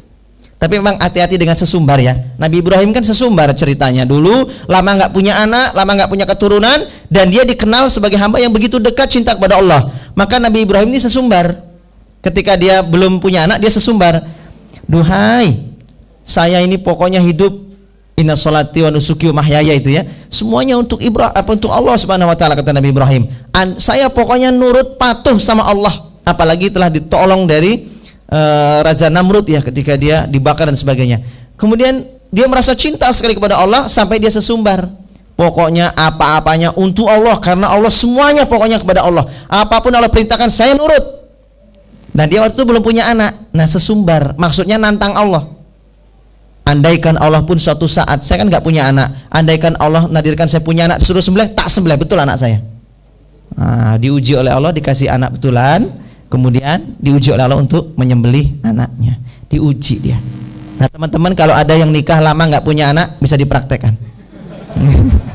Ya Allah, saya nggak punya anak lama, ya Allah, andaikan kau mengaruniakan anak saya, perintahkan nyembelih, tetap saya sembelih ya Allah. Sami'na wa ata'na. Kata malaikat, gundul. Zaman sekarang tuh nggak ada namanya perintah nyembelih anak lagi, tuh nggak ada. Ini zaman dulu saja, sekarang nggak ada lagi. Paham ya? Baik, ini masalah anak tadi, ada yang jadi musuh dan ada yang jadi qurrata ayun, dan kita berharap jadi anak qurrata ayun. Terakhir pembahasan saya mengenai bagaimana nih solusinya Ustaz. Solusi ini aja penting ya, kita teman-teman belajar ilmu, apapun itu pelajarilah ilmu-ilmu itu, berumah tangga, ta'aruf dan sebagainya. Kenapa ada ta'aruf sering gagal? Nah, karena dia nggak punya ilmunya tentang ta'aruf. Kenapa? Ini saya barusan ini, saya mohon maaf ya teman-teman, tolong sekali saya pesan, di teras dakwah ada beberapa kajian saya tentang bagaimana ta'aruf, proses ta'aruf, apa segala macam. Tolong itu ditonton. Apalagi saya bahas tentang apa itu, persiapan tentang pembatal nikah atau apa itu. Saya pernah bahas kayaknya. Saya nggak tahu udah pernah dibahas atau belum. Tapi kayaknya saya ingat saya sudah pernah bahas itu sedikit. Tolong dibaca dan tolong ditonton ya di YouTube-nya atau apa itu. Penting sekali. Kenapa? Sini saya dapat lagi nih kabar. Hari ini saya dapat kabar lagi. Bayangkan, mohon maaf saya nggak sebut nama ya. Bayangkan, nikah tuh tanggal 1 Desember besok. Ini udah tinggal berapa minggu coba? Undangan sudah disebar, gedung sudah dipesan. Tinggal nikah 1 Desember, yang laki-laki tahu-tahu membatalkan dirinya. Kenapa tiba-tiba yang laki-laki membatalkan diri? Katanya laki-lakinya, saya merasa tertipu Ustaz. Kenapa tertipu? Ternyata secara virginitas dia sudah tidak perawan lagi. Dan dia baru ngaku sekarang kalau dia sudah tidak perawan. Diulangin Mas, saya lagi mangap kayaknya barusan. Moto nggak ngomong. Cepat Mas. Gini dong, visualisasi Mas. Nah, ini kan visioner ya. Sampai mana tadi ya? Oh, Virginia. Saya udah bilang, makanya ikuti kuliah saya dong. Ikuti kuliah saya, kan dia seru ikut kuliah saya di Telegram. Kuliah pranikah saya komplit dari pra sampai pasar, itu dulu komplit semuanya. Sekarang apa pengalaman saya dan pengalaman banyaknya ikhwan awat yang gagal ta'aruf, saya rangkum di situ apa sebabnya, semuanya komplit. Saya bilang, kenapa ini bisa terjadi coba? Ini pasti kan nggak dengerin tausiah saya, makanya dengerin praktek. Jangan percaya sama ustadz lain yang nggak bahas masalah, maaf ya. Jangan percaya sama ustadz yang memang bukan di bidangnya di sini. Ada ustadz ngomong masalah, virginitas tuh aib, jangan usah dibahas dalam ta'aruf. Itu aib sudah tutupi oleh Allah, sudah selesai. Dia nggak ngerti sih, belum pernah ngerasain ta'aruf berkali-kali, dia belum pernah ketemu. Saya kan udah pernah ngalamin, pernah ketemu macam-macam maksudnya gitu ya. Ketemu banyaknya gadis-gadis yang bergelimpangan di di mana-mana. Saya jadi paham, saya jadi paham sekali. Masalah virginitas itu dibahas dulu, caranya begini biar terhormat. Nih saya kasih, maaf ya, ini ngomongin anak tapi ini penting dulu. Pentingnya ilmu. Contoh misalnya ya, ada ini saya misalkan akhwat ya. Misalnya awan siapa namanya? Saya jangan awan lah. Misalkan saya Mawar ya, bukan nama sebenarnya. Nih, saya Mawar. Saya punya mak comblang, namanya Melati gitu ya. Mawar Melati semuanya. Nah, saya punya Melati ini. Saya bilang sama Melati, "Ti, coba kamu cek info dulu tentang itu sih." "Siapa?" "Itu Kamboja." Misalnya cowok itu namanya. "Kamu cek dulu sama si Kamboja itu." Ya, bawa-bawa kuburan ya. Kamu cek dulu sama si Kamboja itu. Kamu tolong cek sama si Kamboja itu. Dia udah siap nikah belum atau apa belum? Dan dia mau nggak kira-kira ta'arufan gitu kira-kira. Oh, ternyata si Melati datang ke sana dicek, dia ternyata memang udah siap nikah, jodoh belum ada dan sebagainya. Ah, Ti, tolong tanyain lagi Ti. Bagi dia virginitas itu penting atau tidak? Tanyakan dulu. Setelah ditanyain, oh saya mah nggak penting, yang penting dia sudah hijrah, masa lalu nggak apa-apa. Misalnya kata si itu, ah sudah kalau gitu baru Ti, tolong comblangin aku sama dia. Nah begitu caranya. Karena bagi perempuan yang sudah tidak virgin ini, yang tidak perawan ini, dia akan, kalau dia ngomong kan malu, aib. Nah makanya sebelum ta'aruf, tanyakan dulu si ikhwan itu, bagi dia penting atau tidak. Nah karena sekata si Kamboja, buat saya nggak penting. Kok kenapa nggak penting? Oh saya aja udah nggak berjakal. Ya nggak penting ya. Masya Allah, Allah memberi yang sepadan buat dia. Ini makanya ilmu nih, ini ilmu nih penting nih, ini ilmu. Makanya termasuk mendidik anak. Ada orang yang punya anak kapok, baru 1-2 udah kapok. Ada yang kesulitan didik anak, ada yang punya 4, 5, 6 terus nambah terus sampai istrinya ya kewalahan, nambah terus. Kenapa? Senang didik anak, menyenangkan karena punya ilmunya. Dan itu yang harus kita kuasai, ilmu tentang mendidik anak. Ada 5 hal yang disampaikan oleh Ustadz Didik Purwodarsono, guru saya juga. Beliau sampaikan tentang 5 konsep mendidik anak, prinsip mendidik anak, dan ini tidak boleh ketinggalan 5-nya. 1 apa? Tegel. 2 kendel. 3 prigel. 4 pinter. Kecepatan ya? Coba, tegel, kendel, supel, prigel, pinter. Kecepatan, saya ulangi lagi. Tegel, kendel, supel, prigel, pinter. 5, 6 tambahin, umbel. Jangan ditambah-tambah. Tegel, tegaan. Kendel, pemberani, ngajarin anaknya supaya berani. Dan dia juga berani ngelepas anaknya pada kondisi-kondisi tertentu, ngelatih supaya anaknya itu berani. Tegel, kendel, supel, seperti sahabat, seperti teman, komunikasinya bagus, supel. Yang ketiga, yang keempat, prigel. Prigel itu ceket-ceket. Bahasa Indonesianya apa ya? Tangkas. Jadi anak itu tangkas, cekatan. Dan yang kelima terakhir, pinter. Ya, didiknya dengan ilmu. Arahkan pada keilmuan, ketakwaan. Nah itu dia. Ini jangan sampai 5 konsep prinsip ini hilang, jangan sampai. Taib. Ada beberapa kesalahan-kesalahan dalam mendidik anak. Tapi saya sebenarnya ada 25 mau saya bahas, kayaknya nggak sempat. Tapi saya mau ngasih ini dulu, nanti kita tanya jawab ya. Pertama, pilihkan anak itu tempat hiburan dan cara berhibur yang baik. Ini yang pertama yang kita saya bahas nih ya. Apa? Memilihkan tempat hiburan. Anak tuh hobinya anak kan berhibur, bermain. Maka pilihkan hiburan ke anak tuh hiburan yang baik. Hiburan yang mengandung ketakwaan. Jangan masukkan doktrinasi ke anak, namanya hiburan itu ke pantai. Nama hiburan itu misalkan nonton, nyanyi-nyanyi apalagi misalkan. Bukan itu hiburannya. Hiburan anak itu apa? Hiburan kepada anak itu, nak, kenapa? Yuk kita keliling Jogja. Apa? Yuk, entah itu naik motor, naik sepeda, naik mobil, yuk kita keliling Jogja, keliling. Kemana bah? Atau kemana bi? Kita keliling saja. Ngapain? Nih, dikasih ampau anak-anaknya. Satu anak misalnya dikasih 5 angpau. Satu amplop isinya misalnya 20 ribuan lah. Anaknya kebetulan 5. Kasih 100, 500 ribu. Nah, ini kan misalkan nabung nih. Sebulan mereka diajarin untuk nabung dikit-dikit, atau orang tuanya juga nabung. Sebulan sekali, yuk kita keliling Jogja. Cari orang miskin, kalian yang sedekah. Abi, abah bagian nyetir, kalian bagian sodakoh. Setuju? Anak senangnya bukan main. Betul itu. Iya, keliling tuh. Ngelihat, itu ada Mas Didi love masjid. Ya, itu dikasih nggak ya? Kasih. Itu wajib disantuni itu. Jomblo tak berdaya. Tenang Mas Didi, kalem. Itu kan bisa buat nabung nikah ya.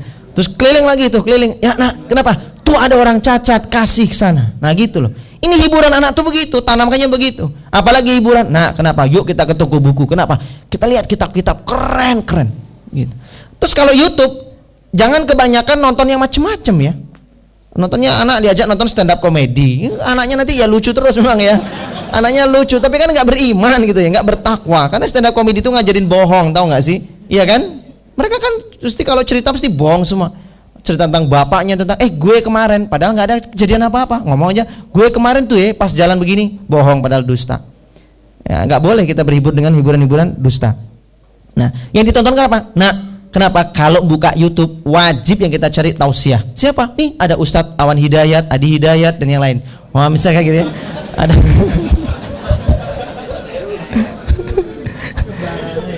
kembaran nih, skondi ya kembarannya. Ya ini loh, kalau nonton YouTube tuh ini kita tonton. Dan alhamdulillah anak saya juga begitu. Kalau nonton itu, bah, kenapa? Aku pengen nonton Ustadz Ridwan Hamidi. Wih keren, ayo kita buka Ustadz Ridwan. Ya, aku pengen nonton Ustadz Adi Abdillah. Jangan, Awan Abdullah aja. Adi Abdillah kan ada saudara kembar ya. Cari yang lain ya. Itu masih selevel ya. Cari siapa? Adi Hidayat. Ah itu kita tonton Adi Hidayat. Siapa lagi? Carilah Ustadz Omar Mita. Terus cari tuh Ustadz yang lebih pinter. Mereka saya ajari begitu. Jadi saya selalu menyebutkan, ya, nah ini gurunya Abah nih, ini gurunya Abah. Saya begitu, ini gurunya Abah, ini gurunya Abah, ini gurunya. Saya sebutkan begitu gurunya Abah. Sehingga mereka tuh senang nontonnya tausiah. Sesekali paling hiburan nonton Thomas, tapi Thomasnya Thomas Murotal. Thomas itu yang kartun kereta itu loh. Tapi anak saya kalau nonton Thomas itu enggak, saya bolehin. Kalau yang macam-macam yang bahasa Inggris enggak. Pokoknya saya ketik pakai YouTube itu tulisannya apa? Thomas Murotal. Itu. Jadi muncul gerakan-gerakan Thomas, ceritanya Thomas, tapi backsoundnya Murotal Quran. Tahu-tahu bisa An-Nazi'at, tahu-tahu hafal Amayata Sa'alun. Ini pentingnya kita ajar itu tontonannya begitu. Dan ini terlanjur orang tuanya. TV juga sama begitu. Ini cara didik anak-anak zaman sekarang. TV, hati-hati ya. Apapun medianya di depan anak, kita nggak usah khawatir. Asal apa? Anak itu cukup ilmu untuk bertemu dengan media itu. Konsepnya adalah anak itu udah paham dengan ilmunya. Kalau anak itu paham dengan ilmunya, maka ketika ketemu dengan media TV, dia akan bisa punya perspektif yang benar, melihat begitu tuh langsung, oh ini salah, ini batil, ini nggak boleh kata Abah, ini nggak boleh. Oh ini banyak nyanyinya, ini banyak lagunya, nggak boleh. Sudah gitu, dia milih dengan sendirinya nanti. Bah, nggak bagus. Kenapa nak? Banyak nyanyinya. Saya tes itu, saya tes. Kadang-kadang saya setelkan lagu-lagu, ngetes dia. Bah, jangan itu, bah. Kenapa? Banyak lagu-lagunya itu. Masya Allah, lebih soleh dari saya kamu. Nah, itu kita ambil. Nah, berhasil nih, kan begitu caranya. Supaya anak tuh, ya caranya begitu. Jadi bekali dia dulu ilmu sebelum anak itu ngeliat. Kalau di tempat eyangnya ada televisi, tempat eyangnya. Saya di rumah saya nggak ada TV, sejak nikah nggak ada TV. Di tempat eyangnya ada televisi, tapi dari rumah selalu saya kasih tahu, nak, kenapa Abah nggak punya TV sama Umi? Kenapa ya, Bah? Nggak punya duit, po? Punya. Abah nggak punya TV karena ini. Saya jelaskan tuh TV itu begini. Saya jelaskan semua. Hati-hati ya. Bisa jelaskan begini. Kalau nonton TV yang baik-baik, ingat ya, satu kalian berbuat dosa, malaikat mencatat. Apa segala macam tuh diingatkan ke dia. Mikir dia terus begitu, aja begini. Anak tuh supaya rajin sekolah, ya kita juga sama. Ya, apa, nak, misalkan saya dengan kakak sama adiknya, kak, dek, ayo sekolah. Abah ini mau sekolah lagi, karena saya bilang saya sekolah lagi. Nah, ini Abah sekolah lagi loh. Ayo semangat sekolah. Abah aja udah tua masih sekolah lagi. Gitu. Anak tuh udah mikir, oh Abah sekolah lagi. Iya, Abah sekolah lagi nih. Abah tuh semangat, Abah tuh pingin pinter. Nah, dia ini sekolah lagi, semangat dia belajar sekolah. Kenapa? Abahnya sekolah, dia pasti pingin sekolah. Anak itu adalah peniru yang ulum. Pokoknya taunya dia cuma niru. Tinggal tergantung orang tuanya hebat-hebat atau tidak, kuat dengan 5 prinsip tadi itu, milihkan lingkungan. Saya tidak memberikan ini contoh terbaik, tapi ini lumayan jadi solusi lah. Ada beberapa kampung di Yogyakarta ini yang dikuasai oleh teman-teman salaf. Itu isinya bloknya itu orang salaf semua di situ. Ya. Semuanya tuh orang salaf di situ. Kalau teman-teman masuk ke sana, kayak di daerah sana itu loh, Besi sana ya, daerah Besi, PPG sana, ke sana masuk sana. Oh masya Allah sana, kenapa? Anak kecil-kecil bercadar, masih kecil-kecil, bayi-bayi itu cadaran. Kemudian yang gede, beneran kecil, bayi-bayi itu, oh masya Allah, cadarnya pakai popok itu, bisa. Pokoknya cadaran. Yang cowok-cowoknya, masya Allah, celananya ya nggak isbal semua ya. Celananya itu di atas mata kaki semuanya congklang, meski kecil-kecil tuh. Masuk sana tuh kayak, daerah bener-bener kampung yang begitu semuanya. Islami semua dari semuanya tuh begitu. Kenapa? Karena mereka sadar gitu, sadar pentingnya memilihkan lingkungan buat anak, nggak sembarangan. Dan kalau teman-teman dimanapun tempatnya berada, ya, pilihkan lingkungan. Cari kontrakan juga begitu sama. Cari kontrakan tuh lihat lingkungannya bagaimana. Kalau lingkungan di situ nggak bagus, ingat anak dikawal terus. Jangan dilepas sembarangan di luar. Boleh dilepas, kasih imun. Nah, kalau usah Didik Purwodarsono gitu. Anak saya nggak apa-apa sekolah di negeri. Anak saya nggak apa-apa nonton TV, tapi imunnya sudah kuat. Saya kasih imun dulu, imunitas, baru saya lepas. Jangan sampai anak nggak kasih imun dilepas, bingung dia. Kenapa? Anak sekecil itu ngeliat televisi macam-macam isinya, dia nafsirkan sendiri. Kalau dia sudah dikasih imunitas yang bagus, ngeliat televisi, dia bisa nyaring sendiri. Pinter dia, kenapa? Ada keimanan dan ketakwaan. Ini contohnya ya. Jadi didik anak harus pakai bekal keimanan. Apa-apa dikaitkan dengan iman, takwa terus begitu. Contoh ya, misalnya, mohon maaf, ini saya mempraktekkan dan sukses juga berhasil, dan teman-teman bisa coba praktek. Ketika anak malas sholat, gimana caranya? Anak saya umur 6 tahun, ya namanya 6 tahun kan, perintah Rasulullah 7 tahun lah dia mulai agak stressing diajak sholat. 6 tahun masih dimaklumi, tapi kita didik lah gak apa-apa sejak kecil. Ini mulai dia rasa malasnya sholat, apa yang saya lakukan? Saya peluk anak saya. Saya peluk, saya bilang gini, kakak, abah kangen banget sama kakak yang dulu. Saya bilang gini, abah tuh kangen sama kakak yang dulu, yang sholatnya selalu nemenin abah. Kadang-kadang kakak yang azan, abah tuh kangen sama kakak. Dimana adik-adik main, kakak ikut sama abah. Abah kangen sama kakak yang dulu. Dia tuh kayak mikir ya, aku juga kangen sama abah yang dulu. Waduh, saya ada yang salah ini. Siapa abahmu yang dulu? Jangan ganti abah ya. Abahmu ini. Masya Allah, ini anak saya tuh gitu. Jadi apa ya, menyenangkan lah gitu. Jadi didik menyenangkan. Punya anak itu sesuatu yang buat kita banyak tertawa. Makanya salah satu nikmatnya ngeliat anak soleh, supaya gak dicabut kesolehannya, ucapkan alhamdulillah, masya Allah, la quwata illa billah. Surat Al-Kahfi ayat 39. Ngeliat anak kok rajin menghafal Quran atau apa, ucapkan itu. Supaya apa? Keahlian dia baca Al-Quran tidak dicabut oleh Allah. Kesenangan dia, kecintaan kepada Al-Quran tidak dicabut oleh Allah. Sekarang dia SD bisa menghafal Quran, semangat. Tapi nanti mulai ABG, mulai kenal cinta, ini berbahaya. Supaya tidak dicabut oleh Allah kecintaannya kepada Al-Quran, ketika melihat dia senang dengan Al-Quran, ucapkan alhamdulillah, masya Allah, la quwata illa billah. Ucapkan itu. Melihat istri solihah, ucapkan itu alhamdulillah, masya Allah. Oh, jangan senyum-senyum mencurigakan begini ya. Ucapkan alhamdulillah, masya Allah, la quwata illa billah. Insya Allah dia akan makin solihah, makin menyenangkan, dan tidak dicabut kesolehannya. Tetap senantiasa dia pada kebaikan. Nah, itu dia, menjaga nikmat-nikmat yang ada pada sekitar kita, lingkungan kita, anak-anak kita. Nah, sambil diajarin juga. Nah, itu kiat-kiat, beberapa kiat-kiat. Jadi teman-teman jangan sekali-sekali nontonkan TV di rumah. Itu saran saya, kalau anaknya masih kecil-kecil mending gak usah punya TV. Kalaupun punya TV bolehlah, tapi TV channel ya. Apa contohnya? Wisal TV. Teras dakwah udah ada belum mas? TV-nya belum ada ya. Apa lagi? Kalau Ustaz tadi Hidayat itu apa namanya itu TV-nya itu? Akhyar TV. Jadi anak tuh setiap nonton, ya tausiah lagi, nonton, tausiah lagi. Kepentok dia, ketemunya tausiah. Biar gak apa-apa, lama-lama Allah bisa karena biasa. Lama-lama dia senang dengan tausiah. Anak saya dulu gak senang tausiah awal-awalnya, karena buat anak kecil terlalu jauh, apa sih gak menghibur. Tapi karena sering, terus kita tuh nontonnya, masya Allah, saya nonton tuh sengaja menampakkan ekspresi di depan anak. Itu termasuk cara didik loh. Saya didik anak saya itu caranya apa? Gak banyak omong. Pokoknya kalau saya melihat sesuatu dan saya ingin anak saya suka, saya harus ekspresif. Saya harus ekspresif. Nonton Ustaz tadi dia ikut nangis misalnya, dia nangis saya ikut nangis. Anak saya tuh selalu ngilatin, setiap kali saya nonton tausiah, anak saya tuh ini kerjakan apa? Yang ditonton dia bukan tausiah. Anak saya selalu nonton wajah saya, selalu nonton. Abah nangis enggak nih? Lihatin aja. Maka ketika saya nangis, saya ambil tisu gitu. Anak saya memperhatikan.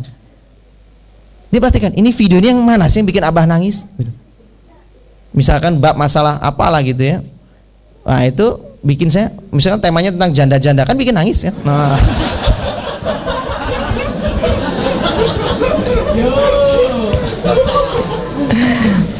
Kita nangis deh. Maka anak-anak ini nangis. Anak ini masih kecil sudah tumbuh kecintaan kepada janda-janda. Dia suka sekali sama video ini, suka sama nasihat-nasihat. Ini suka dia. Ini beneran. Itu secaranya gitu, ekspresif gitu. Terhadap segala sesuatu yang kita pingin sekali anak itu, menyukai apa yang kita sukai, ekspresif kita sama itu. Ditampakkan ke anak. Anak itu mikir dan menangkap. Itu caranya. Apapun itu. Nah, itu dia caranya ya. Jadi teman-teman perlulah anaknya sih belajar sama-sama belajar apa. Jangan terlalu sibuk dengan gadget. Terhadap anak saya pegang gadget, tapi gadgetnya itu gadget yang nggak bisa buat internetan, nggak bisa buat apa-apa. Isinya apa? Ya isinya adalah downloadan tausiah, murotal, sehingga dia setel istrinya cuma itu. Sama ekspresi buat dia butuh bermain, dia bikin video dia sendiri. Nah kadang-kadang dia bikin video dia ngaji, kadang-kadang apalah tepuk anak soleh atau apa, dia bikin video sendiri. Silakan, tidak masalah. Itu hiburan buat dia. Tapi jangan sampai dia dibiarkan dikasih game ya. Anak saya selalu saya kasih tahu, nak, kakak, adek, ini game nih. Perhatikan ya, abah sejak kecil nggak pernah main game. Sejak kecil nggak pernah main game. Sebentar tuh nggak pernah. Jangan saudara nebak saya lama mainnya, enggak. Sebentar aja nggak pernah, apalagi lama. Pokoknya abah tuh paling nggak suka sama game. Tahu nggak? Saya kasih tahu gini. Game tuh bikin bodoh, bikin ini, bikin terus saya kasih tahu. Anak ini kalau bikin game sudah. Kamu tahu nggak? Coba lihat, cek nih HP-nya abah. Saya tunjukkan semua HP saya. Lihat ada gamenya nggak? Coba cek nih, ada nggak? Dia cari sendiri, nggak ada kan? Iya. Makanya abah pinter kan? Masa gitu kan? Nggak apa-apa lah buat anak kan, didik anak kan. Agak-agak nyombong dikit lah kan, ke anak lebih pintar dari dia maksudnya kan, gitu kan. Lihat abah nih pintar kan, lebih pintar dari dia maksudnya. Anak apa pintar? Kenapa? Kenapa nggak ada game-game ini? Makanya apa tuh, dengerin orang ceramah, abah ceramah orang dengerin. Kenapa? Jauhkan dari game. Kenapa? Ini maksiat, dosa apa segala macam. Sia-sia. Terus saya kasih tahu. Setiap ada game, astagfirullahaladzim ya Allah. Saya gitu, kalau ada game tuh tiba-tiba ada orang masukkan ke situ, misalkan ke HP, atau anak saya itu mainan apa gitu, HP-nya orang lain. Ada gamenya, ada yang minjemin ya, teman saya datang misalkan siapa gitu minjamkan HP, ngasih game ke anak saya, selalu istighfar, astagfirullahaladzim ya Allah kakak, kenapa maksiat, astagfirullahaladzim, saya gitu, ya Allah lindungi anak saya ya Allah gitu. Maka yang minjemin game itu malu dia ambil handphonenya dia, maaf Ustad, udah sini HP-nya. Udah dia bertobat sendiri dia, jangan kasihkan gitu saya. Sehingga anak saya menjauhi namanya begitu. Kenapa? Selalu kita tanamkan jelas, maunya didik anak tuh jelas. Anak itu butuh kepastian, hitam-hitam, putih-putih. Nah kita tuh jelas juga didik anak, hitam-hitam, putih-putih. Jadi mana yang kira-kira buruk, kita kan itu buruk ya. Tapi jangan pakai marah-marah ya. Yang buruk-buruk, yang baik-baik, sudah disuruh milih. Nah sehingga tampak sekali kita ini orang yang ekspresif dengan keburukan, dengan kebaikan itu tampak ekspresif. Mana yang kita kebaikan kita senang, mana keburukan kita benci, kelihatan sama anak langsung niru. Ini penting sekali metode ini. Tapi ingat ya, jangan terlalu kebanyakan aib kita terlihat oleh anak. Ini terakhir. Kalau cara didik anak apa? Jangan terlalu tampak aib kita di depan anak. Apa itu Ustadz? Aibnya Ustadz, bangun subuh kesiangan anak ngelihat. Jangan sampai. Makanya kita orang tua jangan sampai telat sholat. Jangan sampai kita tuh lede-lede udah tahu azan atau apa masih main HP sampai lama itu. Nah ini dilihat anak jelek. Itu banyak aibnya. Kenapa? Anak itu kan dengar ceramah, anak itu kan belajar di tempat lain, sekolah diajarin supaya sholat alal waktiha, sholat di awal waktu, di tengah-tengah waktu atau pada waktunya, dikasih tahu sama gurunya. Ngelihat ayahnya kok santai dengan sholat, langsung menilai nih, oh ini aib ayah saya, langsung lihat. Akhirnya anak ini kurang hormat sama bapak ibunya. Makanya kita ini orang tua jangan sampai aib ini kebanyakan kelihatan oleh anak. Ya aib terlihat sedikit wajar lah, saat aib sedikit lah misalkan itu wajar, sesuatu yang wajar karena di rumah.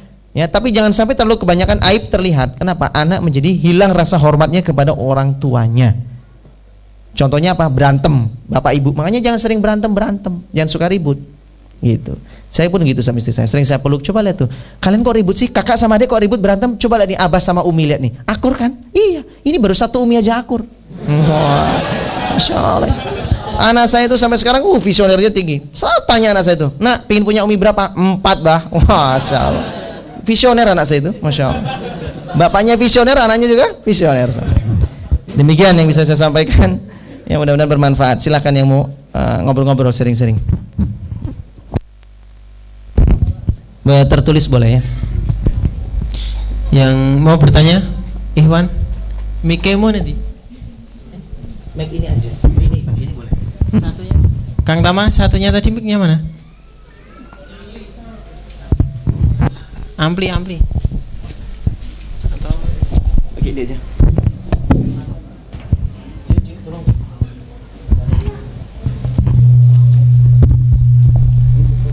Yang Ahmad mungkin bisa ditulis.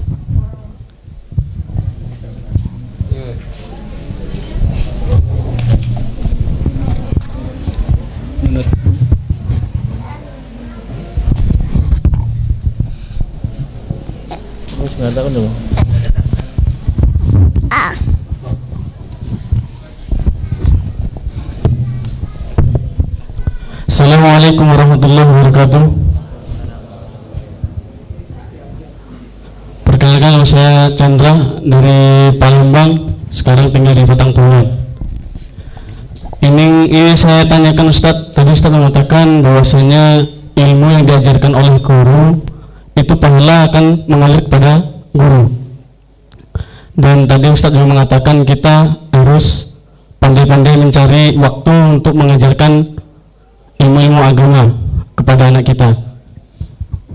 Dan sedangkan saya ingin saya tanyakan Ustadz, dulu waktu saya di Palembang itu ada mayoritas kan di sana agama Islam, orang-orang NU Ustadz. Itu setiap lepas azan wajib itu ada semacam nyanyi-nyanyian, itu bukan nyanyian seperti orang-orang non-muslim, sholawatan itu. Sholawat. Iya, sholawat. Nah, terus itu ada bahasa Jawa yang mengatakan gadah putra diulang ngaji yang boten saged pasrah Pak Kiai, menawi purun bakal ngerti yang boten purun ahli rugi dunia boten dadi nopo, rugi akhirat bakal ciloko. Terus ditutup la ilaha illallah Muhammadur Rasulullah. Itu saya dengar dari SD, SMP sama SMA. Itu saya nggak tahu apa artinya, tapi saya sering kalau pas sholawatan itu, setelah itu ditanya sama teman saya, kamu ngerti nggak artinya? Saya nggak ngerti, karena saya bukan orang Jawa. Terus saya tanya dengan guru, itu artinya tadi seperti itu, bahwasanya kalau kita punya anak kita ajar ngaji, kalau kita nggak ada waktu atau gimana kita pasrah ke Pak Kiai. Nah, terus gurunya mengatakan ngaji itu artinya mengkaji barang yang atau ilmu yang belum kita ketahui.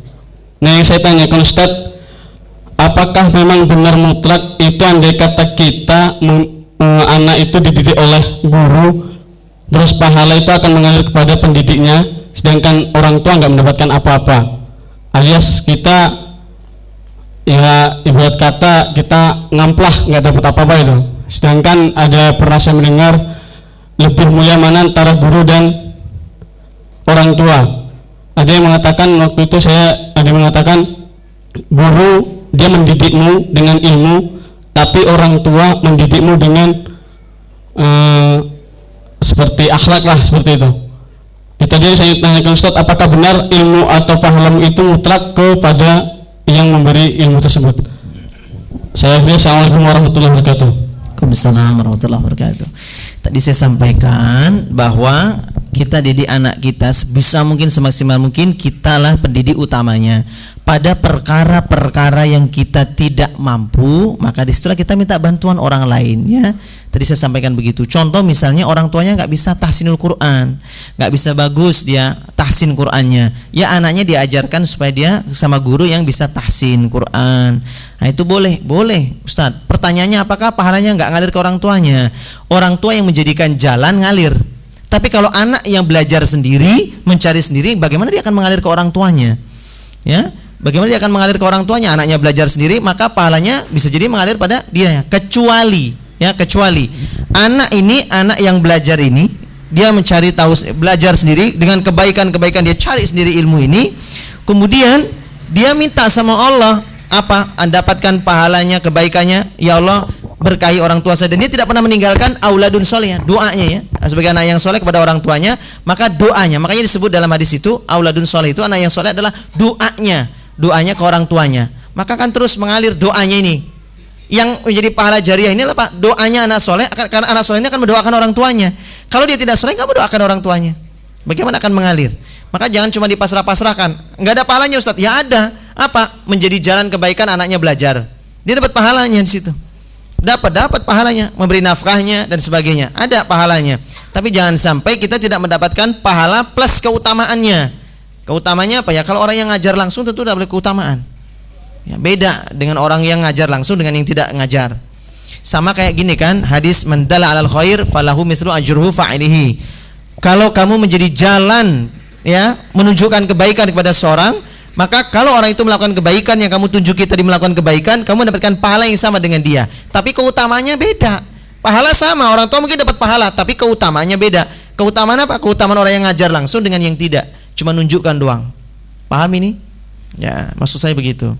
Jadi ada beda keutamaan. Terus yang kedua tadi, ya kita tidak perlu membeda-bedakan antara orang tua dengan guru. Tidak sesuatu yang tidak perlu kita beda-bedakan ya. Dua-duanya punya peranan penting masing-masing. Orang tua punya peranan penting, guru juga, Pak Kiai juga punya peranan penting masing-masing. Gak perlu kita beda-bedakan ya. Bedanya ya tinggal mana yang lebih kita harus tunduk patuh. Ya kita tunduk patuh kepada orang tua selama tidak durhaka kepada Allah, tidak mengajak pada kemaksiatan. Gitu ya Mas ya? Oke, baik. Ada lagi yang mau nanya di sini? Ada lagi? Silakan Mas. Ada nih, Mas depan. Ini Mas Ilyas. Assalamualaikum warahmatullahi wabarakatuh. Assalamualaikum warahmatullahi. Ustadz mau nanya, kalau seandainya anak ini sudah terlanjur istilahnya nakal, gimana cara mendidik anak ini biar ke jalan yang benar? Iya. Terima kasih Ustadz. Ya, sama-sama. Makasih Mas. Mas siapa? Abi. Uminya mana? Di belakang. Di belakang ada. Mas Abi nanya bagaimana anak yang terlanjur nakal. Tadi sudah bahas tadi ayatnya tadi ya, tentang bagaimana menjadi musuh. At-Taghabun ayat 14. Caranya bagaimana tadi? Pertama, maafkan dulu. Kedua, tetap santuni dia, berbuat baik sama dia. Kemudian setelah itu mohonkan ampunan kepada Allah. Maafkan, santuni, mintakan ampun kepada Allah atas kesalahan dia. Selain itu, Masya Allah, kemarin saya dapat belum lama, sekitar seminggu atau 2 minggu yang lalu, ada ibu-ibu konsultasi, nulis, dia bilang gini, Ustadz, saya seorang ibu, bapak sudah nggak ada ya, suaminya sudah meninggal dunia. Anak saya umur 32 tahun belum menikah. Anaknya 32 tahun belum nikah, laki-laki. Anak saya ini nakal sekali Ustadz, dengan apa? Nakal sekali akhlaknya. Saya ibunya tidak jarang oleh anak saya sendiri dimaki-maki dengan sebutan hewan-hewan itu. Ibunya sendiri loh. Misalnya contoh, mohon maaf ini misal saja. Ibunya pagi-pagi bangun gitu ya, dekat-dekat ke anaknya, ibu dekat-dekat ke anaknya gitu ya, ngajak ngomong apa gitu. Apa kata anaknya? Ora usah cedak-cedak lah, ibu ki urung adus, perengus kayak wedus. Ibunya sendiri dibilang perengus kayak wedus. Masya Allah, gimana gak sakit hati? Bukan cuman itu, ibunya sering sekali dimaki-maki nama hewan. Anaknya, bahkan bapaknya yang sudah meninggal dunia, masih sering dimaki-maki oleh anaknya ini. Bu, awake dhewe iki susah ngene iki mergo bapak mbiyen urip goblok. Bapak digoblok-goblokin. Bapaknya sudah mati. Nauzubillahi min dzalik. Ini stres sekali ibunya. Gimana Ustaz cara mengatasinya? Itu tadi caranya. Kalau menyebut tadi sebagaimana dalam surat At-Taghabun ayat 14, ketika anak menjadi musuh, maka yang pertama kamu maafkan dulu dia. Ini kan sudah telat, terlanjur. Makanya jangan sampai kita terlambat. Maka pertama ya maafkan dulu. Artinya kita legowo dulu. Kemudian setelah itu kita santuni, tetap berbuat baik sama dia. Tetap santuni, berbuat baik. Terakhir mohonkan ampun kepada Allah. Terus gimana Ustadz? Ajak dia berbuat baik, ajak berbuat baik terus gitu. Dia makin menjadi Ustadz, kalau gitu tinggal pergi. Itu caranya. Misalnya, ini mohon maaf ya, nggak apa-apa. Anaknya diusir malah membunuh orang tuanya, ini berbahaya. Dah, orang tuanya pergi saja dari rumah. Anak itu dibiarkan. Di situ dia akan merasa dia butuh ibunya, dia merasa kehilangan, dia nggak bisa cari makan sendiri, kehilangan bapaknya, bagaimana dia hidup. Bapak ibunya pergi saja sudah, berdua tahu-tahu pergi. Anaknya kan sering kelayapan nih. Pas anaknya kelayapan pergi, bapak ibunya pergi saja sudah. Nggak pulang-pulang lagi sudah, biarkan anaknya itu. Jadi dibiarkan saja. Nah, anak-anak itu akan mikir, biarkan aja seminggu, 2 minggu, 3 minggu. Anak itu kan jadi kayak apa, biarkan saja. Tapi ingat, sebelum pergi, tanya ke tetangga dulu, minta tolong sama tetangga, tolong dilihat, dipantau anak saya. Karena tetangga tahu biasanya anak nakal kan, anaknya nakal, tetangga pada tahu, ngomongin. Maka kasih tahu ke tetangga, saya sedang memberikan pelajaran ke anak, kami berdua pergi suami istri. Ke tetangga, tolong awasi anak saya, tolong lihat dia, apa yang dilakukan dia selama saya pergi. Dan tolong jangan kasih tahu keberadaan saya. Nah, ini orang tuanya juga nggak perlu ngasih tahu ke tetangga. Pokoknya kami berdua ingin pergi. Nah, itu namanya teori pemboikotan ya, diboikot. Maka teori boikot ini bisa efektif juga kepada anak-anak yang nakal. Dulu anak saya begitu juga, ketika nakal ya saya boikot, dia baik lagi. Tapi ingat, kalaupun dia sudah bertobat atau apa, kalaupun kita beri hukuman dia, berilah hukuman kepada anak itu hukuman yang alasannya syar'i. Ini penting saya sampaikan. Kalau menghukum anak, hukumlah atas dasar bukan kita yang menghukum, tapi ini adalah hukum Allah.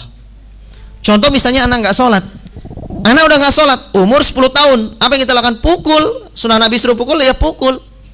Maka maaf ya nak, abah itu nggak pingin mukul, tapi karena perintah Rasulullah suruh mukul anak, maaf nak, kamu karena nggak sholat tak pukul, karena kamu nggak sholat, abah pukul. Maka mukullah dia, misalkan bokongnya, pantatnya kita pukul, dipukul dia. entah itu dengan tangan kita teplak begitu atau apa yang kira-kira tidak menyakiti. Jangan dihajar loh ya. Pukul ini. Nah, hajar tuh beda. Tak antel orang sholat. Yes, jengkeling. Langsung ayan dia nanti. Jangan. Pukul pakai tangan bagian yang tidak berbahaya, pantatnya pukul gitu. Kalau dilama-lama ngejek atau apa ya, kita harus tegas. Orang tua tuh harus di sini tegas, harus punya wibawa, harus punya izah. Sekali sejak kecil tidak dihargai sama anak, seterusnya sampai besar nggak dihargai. Makanya sejak kecil anak itu dididik belajar menghargai dan diajari dia untuk hormat, tunduk, patuh sama orang tuanya. Bagaimana Ustaz caranya? Ajari mereka untuk cinta dengan syariat, bukan cinta dengan kita sebenarnya. Tunduk sama syariat Allah, maka dia akan mencintai bapak ibunya. Saya ini sebagai closing ya, penutup. Dulu anak saya didik untuk disiplin. Umur SD kelas 3, umur kelas 3 saya latih untuk cuci baju sendiri. Ya, sudah latihan nyuci baju sendiri, nyuci piring sendiri. Suatu hari ini saya pernah ceritakan dulu, ketika dia nyuci nyuci panci, belakangnya hitam. Saya bilang, namanya Fakih, itu bagian bawah bisa dicuci nak, bersih itu bisa, itu bekas arengnya itu kan hitamnya itu, bekas kena api itu. Terus bilang nggak bisa bah, nggak bisa sayang. Itu loh pakai grenjeng itu yang cuci kawat itu, yang dari kawat itu, kosokan dari kawat. Bisa, nggak bisa bah. Saya jengkel lalu saya bilang gini, Fakih, oke, kalau emang kamu bilang nggak bisa, abis ini ayah cuci ya, abah bersihkan itu pakai grenjeng. Ingat, kalau ternyata bisa bersih, kamu tak pukul. Boleh? Nantang. Saya bersih, semangat saya membersihkannya, semangat. Tak bersihkan, bersih ternyata. Saya semangat untuk mukul dia kan. Saya semangat juga untuk mukul dia. Ternyata dia sembunyi di kamar. Saya bilang, Fakih keluar. Gitu. Kenapa bah? Itu sudah bersih. Ini loh pancinya bersih. Apa bersihkan bersih? Sini kamu tak pukul. Dia lama. Ayo cepat keluar. Maka dia keluar sambil megangin pantatnya kan, karena dia tahu akan dipukul pantatnya. Dipegangin pantatnya, ketakutan. Ayo sujud sekarang. Biar sujud kan, bokongnya kan nungging gitu kan. Saya pukul. Saya ambil rotan. Apa itu? Sulak. Saking mangkalnya saya, wah ini kayaknya kurang mantap nih. Kalau pakai rotan ini kurang mantap. Saya ganti pakai penggaris besi itu, penggaris besi. Fakih, mana bokongmu? Sini. Dikasih bokongnya itu. Saya pukul. Yes. Wih. Kok dia bergeming ya? Biasa aja nggak kesakitan. Pukul lagi. Yes, sampai keras 3 kali. Yes itu. Wih, kok nggak kesakitan dia? Saya pegang, ternyata diganjel kain banyak banget di pantatnya. Wah, cerdas betul ini anak ini. Ternyata dia di kamar itu nyumpel kain-kain di bokongnya itu. Pantas kamu kelihatan bahenol. Saya kalah cerdas. Tapi saya malah ketawa ya, anak saya cerdas. Ya hiburan, punya anak tuh hiburan loh. Jangan dibuat serius-serius. Kalau udah begitu udah kita ketawa aja lah, nggak usah dibuat serius. Gitu Mas Kang. Sudah cukup ya, udah malam. Mudah-mudahan bermanfaat apa yang kita bicarakan malam hari ini. Dan selamat bertemu di hari-hari berikutnya. Insya Allah ketemu lagi kapan Mas? Hari Ahad ya. Mudah-mudahan di sini. Terima kasih. Bila hidayah wa taufik. Assalamualaikum warahmatullahi wabarakatuh. Waalaikumsalam.